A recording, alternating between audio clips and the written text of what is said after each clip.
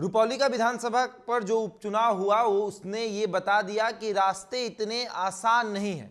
जिस रास्तों पर तेजस्वी यादव और नीतीश कुमार चलना चाहते हैं, ये समझकर कि रास्ते बहुत आसान है, हम 2025 का विधानसभा चुनाव आसानी से जीत जाएंगे, उसमें रुपौली उपचुनाव ने एक बड़ा झटका दिया है। ना तेजस्वी यादव ना नीतीश कुमार, निर्दलीय ने यह बताया कि जनता जो है वो विकल्प ढूंढ रही है, बेहतर विकल्प चाहिए। अगर विकल्प मिल गया तो फिर दलों के उम्मीदवारों का जो हालत है वो खराब होने वाला है।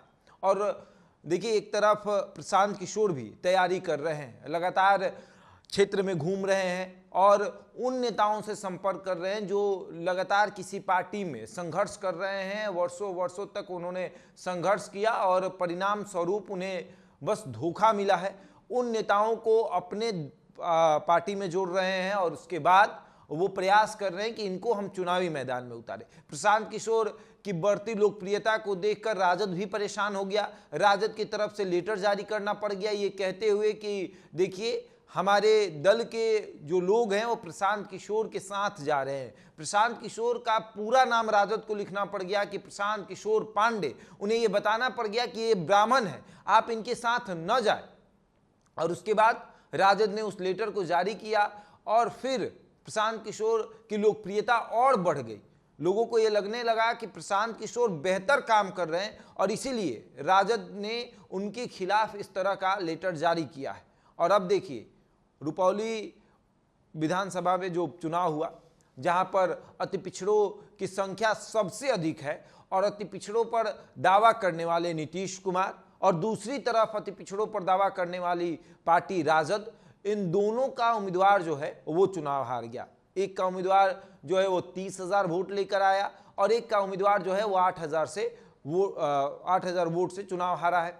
तो इसको लेकर चर्चा हो रही है कि बेहतर विकल्प अगर जनता को मिले तो फिर जनता दल के उम्मीदवारों से निर्दलीय उम्मीदवार को या फिर किसी और दल के उम्मीदवार को चुनना पसंद करेगी, क्योंकि जनता लगातार देखती आई है या तो जेडीयू या तो राजद, कांग्रेस नहीं तो भाजपा। अब किसे देना है? सभी पार्टी के उम्मीदवारों को उन्होंने देख लिया है, विधायक बनाकर, मंत्री बनाकर सब कुछ कर लिया, लेकिन विकास अगर नहीं हुआ है तो फिर जनता इस सोच में बैठी है कि इस बार अगर कोई आएगा तो निर्दलीय भी आ सकता है। रुपौली से शंकर सिंह चुनाव जीतते हैं और उसके बाद उन्होंने ये दिखाया कि 2025 इतना आसान नहीं है।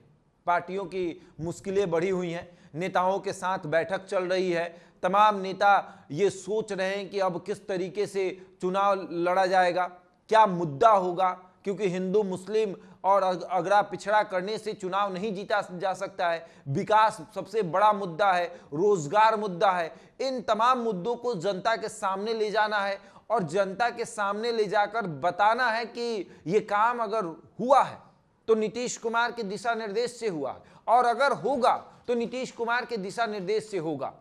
वहीं राजद जो है वो भी सोच रही है कि जनता के सामने जाना है और कहना है कि अगर काम होगा तो तेजस्वी के दिशा निर्देश से होगा। नौकरियां मिली बिहार में तो तेजस्वी के दिशा निर्देश से मिली। इन तमाम चीजों को जनता के सामने रखना है और जनता के सामने जब तक नहीं रखा जाएगा तब तक पार्टी के उम्मीदवारों को वोट नहीं मिलेगा। वहीं दूसरी तरफ तेजस्वी का यह भी मानना है कि विधायकों का टिकट काटा जाएगा और जब विधायकों का टिकट काटा जाएगा तो वो बागी होंगे। अब बागी होंगे तो राजद को नुकसान भी काफी होगा। अगर दर्जन भर विधायकों का टिकट काट दिया गया तो दर्जन भर सीटों पर तेजस्वी यादव के बागी विधायक खड़े हो जाएंगे और वो राजद को नुकसान पहुंचाएंगे। और प्रशांत किशोर तो बैठे हुए हैं, किसी भी दल से आइए, स्वागत है, आइए चुनाव लड़िए, हमें कोई कुछ बोलने वाला नहीं है, हमें कुछ नहीं चाहिए और किसी प्रकार की दिक्कत नहीं है, आपको बस आकर चुनाव लड़ना है। आगे देखिए क्या क्या होता है, किस तरीके से दल जो है वो अपने पहलवान तैयार करते हैं, क्योंकि लोकसभा में तो पहलवान को खूब बढ़िया से बैठा के खाना वाना खिलाया गया था, फिर भी मैदान में टिक नहीं पाए, अखाड़े में टिक नहीं पाए। और अब जो भी पहलवान तैयार होंगे उन्हें ये कहा जाएगा कि अखाड़े में अगर नहीं टिक पाए तो दूसरी बार अखाड़े में आपको नहीं उतारा जाएगा, क्योंकि बीमा भारती को अखाड़ा में उतारा गया, पहली बार तो तीसरे नंबर पर गई, दूसरी बार फिर उतार दिया गया, फिर भी तीसरे नंबर पर गई।